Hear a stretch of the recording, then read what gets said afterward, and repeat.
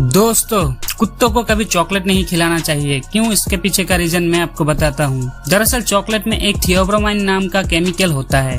ये कैफीन की तरह होता है जो कुत्ते के लिए बहुत ही नुकसानदायक साबित होता है। इसलिए चॉकलेट खाने के बाद कुत्ते को बहुत ज्यादा प्यास लगती है और उस वजह से पेट खराब होता है। इसके अलावा दिल धड़कना और दिल तेज हो जाना और यहाँ तक डार्क चॉकलेट से उसकी मृत्यु भी हो सकती है। सो आप हमेशा ध्यान रखें, कभी भी टेबल या कुर्सी पर ना रह जाए। आपका मासूम सा डॉगी नहीं जानता मीठी मीठी चॉकलेट उसके लिए जानलेवा साबित हो सकता है। दोस्तों, अगर ये वीडियो थोड़ा भी इंफॉर्मेटिव लगा हो तो लाइक करें, चैनल को सब्सक्राइब करें।